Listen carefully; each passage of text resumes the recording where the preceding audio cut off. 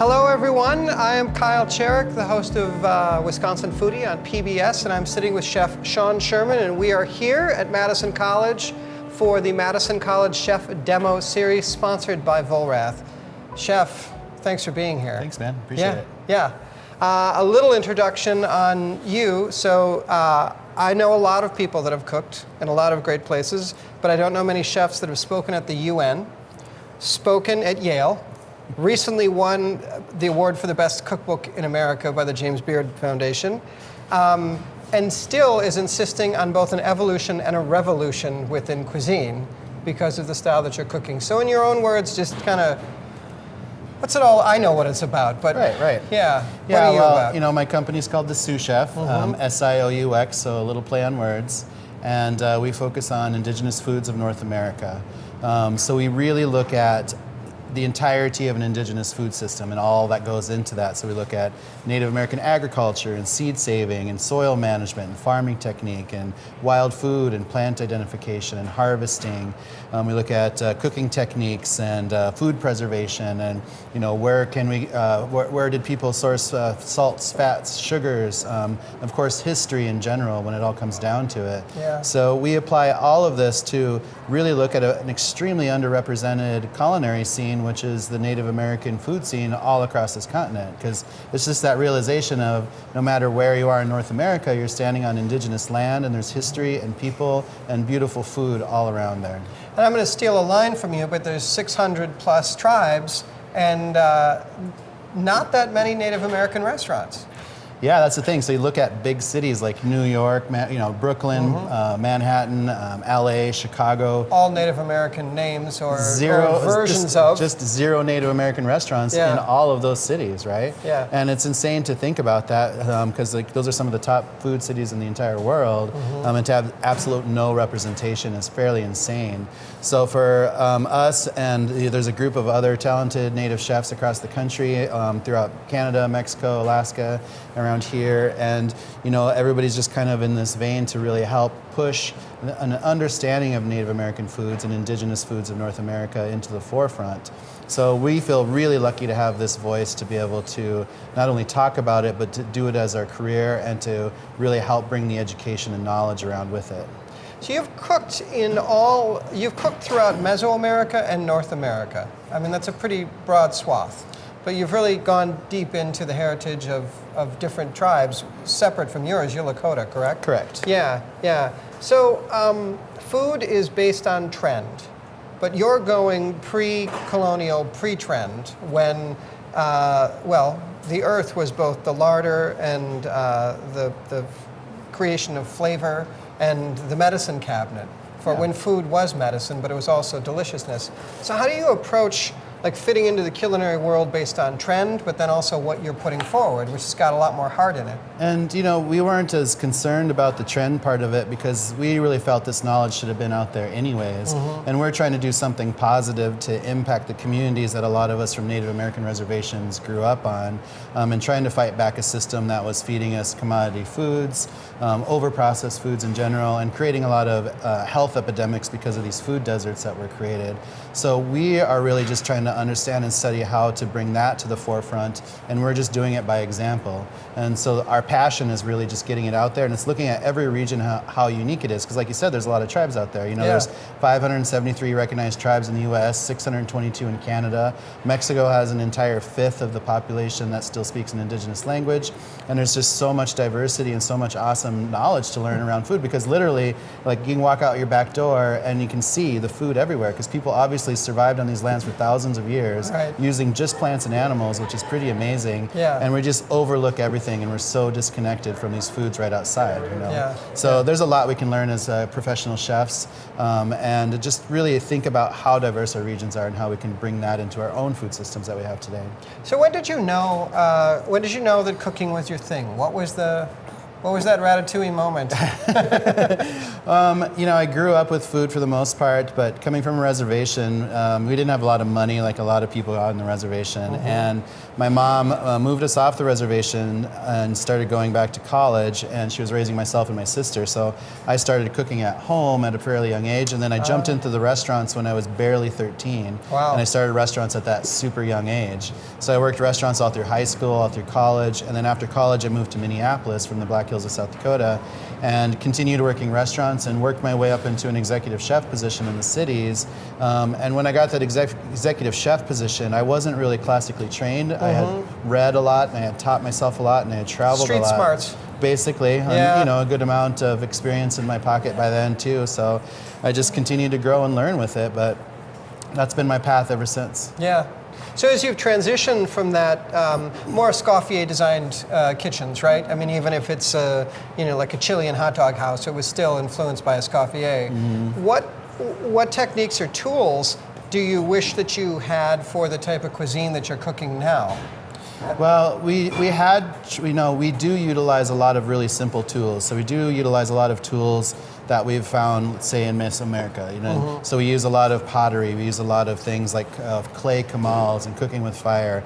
But because we're also in this modern world and we're bringing this food into the future, because we're not trying to do just a timepiece and cook like it's 1491. Yeah. We're just trying to absorb as much knowledge from the past and apply it to what we're doing today. It is a form of fusion. Yeah, it's a form of fusion, but we're really trying to hold on to the authenticity by utilizing just those indigenous ingredients if possible, and really focusing and featuring the pre-colonial flavors that we have in front of us. Right. But in a modern kitchen, of course, like we have a catering company in Minneapolis. We cook for thousands of people. So we need obviously modern equipment, and we use all sorts of stuff. And we travel around to many different tribes, and we always got a van full of sheet pans and full pans and all sorts of things, induction burners, and we we have to stay modern because we want to be able to feed people efficiently, and the way to do that is also utilizing the skills that we have as professional chefs. Right, cool.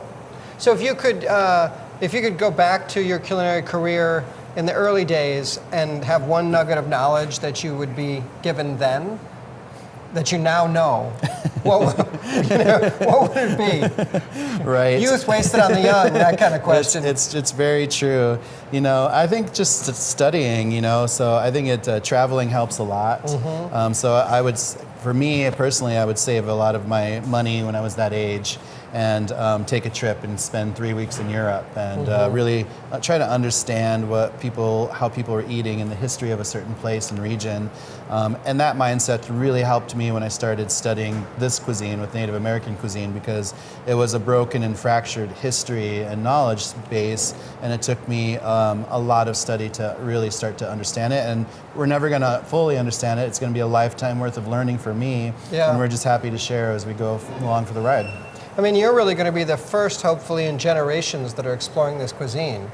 But as you've said before, it's your line, there was no joy of Native American or indigenous people's cooking. Right, it's true. Yeah. So how did you go about that? How did you go about that study? I mean, you've got your elders, and then you've got the world, right? Yeah, so, for me, it wasn't reaching that far back, because I was born on Pine Ridge Reservation in 1974.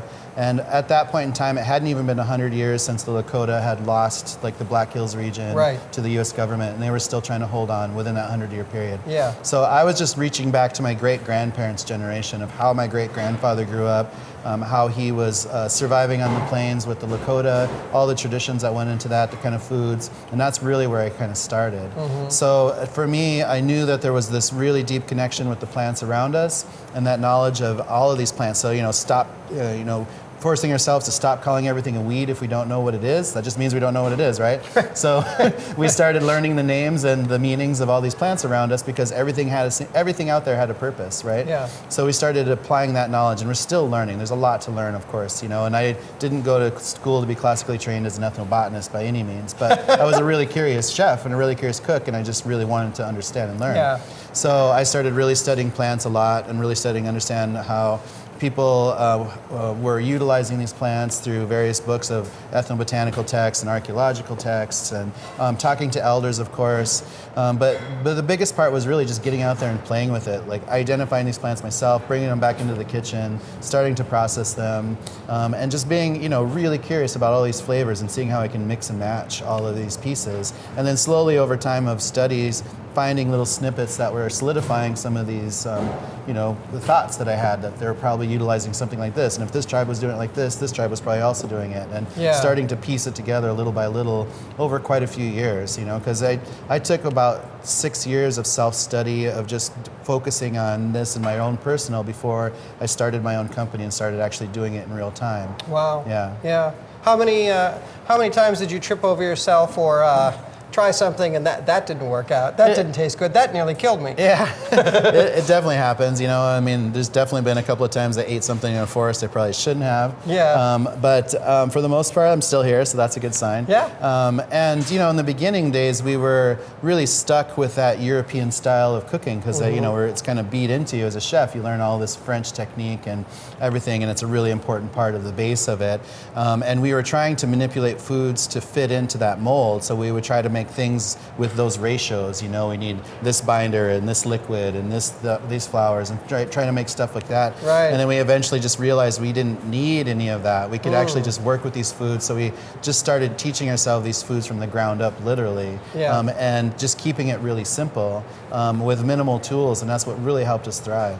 So how do you bridge that, you've got your clay and your fire and things like that, but then you've got a great induction burner or a huge industrial mixer, right? Mm-hmm. That, can get a lot done, even though it's essentially would have been done by hand, but you're cooking for thousands of people when you're doing your catering company. So how do you bridge that in your mind? Because every other chef in America is saying, oh, if I just had this piece of equipment, then I could do this, and that's how that's done. I think it's great to know, the very basics, the traditional ways of everything, and how to utilize some of those old tools, and taking that knowledge and just applying it to where we are today. So, I can hand grind everything with a stone, mortar and pestle, but then again, it's so much easier to throw things into a food processor and buzz it up, and when it does basically the same situation. So, as professional chefs, we have to use a lot of this moving forward, and especially we have to be really wary of health and those kinds of issues too. Mm-hmm. So that's a big part of how we do things. And sometimes we're doing small demos, we're doing only traditional ways and using very traditional tools and showcasing that. But a lot of times we're behind the scenes cooking huge events for massive amounts of people, and we're lucky that we have all of this great equipment around us to work with, because there's so much that really helps us out. Yeah. So this book is a beautiful book. Mm-hmm. And I was so pleased. I texted you the night you won. I was so pleased. This is the first time I can actually congratulate you in person. Did so on the phone, but right. Yeah. How? I guess I'm going to say I was maybe as shocked, if not more than you, when it was both nominated and won, because this category has been filled with so many cookbooks that were basically enamored of cuisine that came from Europe. Right. And every once in a while, recently we've had a barbecue, cookbook win, which is still, that's an indigenous thing, right? Barbacoa, that's what the Spaniards, observed when they came to the Caribbean. But this is truly American food. Mm-hmm. This is a stake in the ground in our cooking history. Yeah, and we talk about that a lot too, because again, it's extremely underrepresented, and it's very new to a lot of people, and we call it ironically foreign, basically, right? that's both perverse and beautiful all at the same time. Makes my stomach turn and laugh. And we have to break it to a lot of people that there is history in the Americas before Laura Ingalls out here. Right. And there's a lot of beautiful things that we can learn from the plants and the trees and the animals, and the way the people that have lived here for so long were utilizing all this, because we look at all this diverse indigenous culture and communities that were all across the board from every square, every area in North America people were utilizing and living in, mm-hmm. and how they were able to do that with utilizing just plants and animals from those regions, Yeah. And there's a large area where agriculture happens, and it's so wonderful to find all these heirloom seeds and to be able to see all these seed keepers and these farmers and growers growing out this beautiful native crops that have have lasted that colonial period and that takeover in the 1800s. Yeah. So yeah, there's so much to learn, and we're just happy to keep spreading and keep working and keep showcasing it.